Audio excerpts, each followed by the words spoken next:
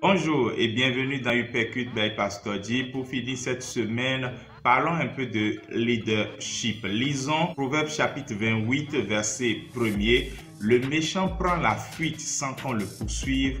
Le juste a de l'assurance comme un jeune lion. Je dirais, le leader a de l'assurance comme un jeune lion. Je suis en position de leadership et certains d'entre vous et d'autres sont appelés à l'être dans un cadre professionnel, associatif ou même familial. Voici ce que vous devez retenir dans votre charge, dans votre position et dans votre mandat de leader. Le leader qui a de l'assurance libère le potentiel des autres.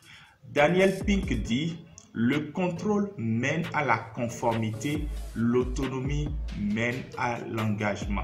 Cet homme voulait dire tout simplement que si nous voulons que tout le monde fasse la même chose, ce qui quelque part est bien mais n'est pas hautement productif, alors exerçons un contrôle sur les gens. Mais si nous voulons que les gens s'engagent et soient créatifs, alors laissons-leur un peu d'autonomie et nous verrons bien ce que cela produira. Lorsque nous libérons le potentiel de nos collaborateurs, ils arrivent à s'exprimer. De la créativité sort et des choses incroyables se produisent naturellement pour le bien de toute l'équipe. Le leader qui a de l'assurance laisse les autres faire les choses qu'ils doivent faire. Tout ceci encadré bien sûr par mon sacro-saint principe de Amos 3.3. Essentiellement, le leader qui a de l'assurance est quelqu'un qui dit: je crois que les gens sont meilleurs que moi dans tel ou tel autre domaine puisque je ne suis pas un Superman. Alors, s'ils sont avec moi, c'est parce que je leur fais confiance. Pourquoi ne pas leur laisser la liberté de faire ce qu'ils doivent faire?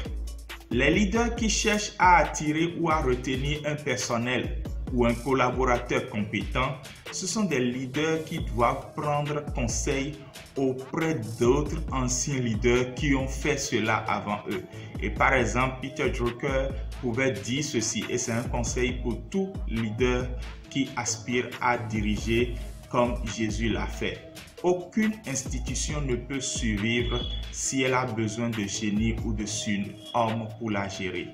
Il doit être organisé plutôt de manière à pouvoir s'entendre sous une direction composée d'êtres humains moyens. Je ne le dirai jamais assez. Je suis contre cette idéologie de l'homme qui peut tout et qui à lui seul peut tout. Nous croyons que l'exemple que Dieu lui-même nous donne, c'est l'exemple du travail collaboratif. Et c'est cet exemple-là que nous devons suivre dans notre position de leader.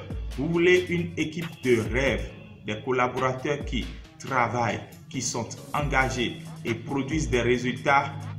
Prenons le temps de les choisir premièrement avec beaucoup de sagesse et ensuite donnons-leur toute notre confiance et laissons-les travailler dans le cadre d'un principe Amos 3.3 que nous aurions retenu au préalable.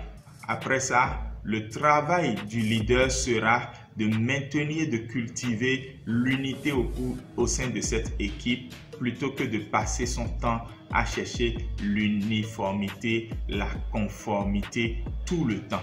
Il faut les chercher pour que les valeurs ne disparaissent pas, mais il ne faut pas chercher que ça. Les êtres humains ont une volonté intérieure innée d'être autonomes. Il faut que tous les leaders comprennent cela. Ils sont autodéterminés et connectés les uns aux autres en même temps.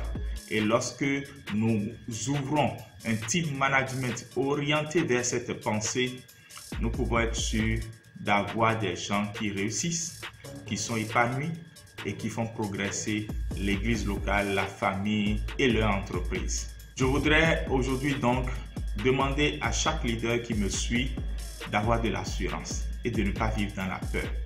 La peur ne fera que paralyser vous-même votre vision et noyer toute l'équipe qui vous suit. Shalom et à la semaine prochaine.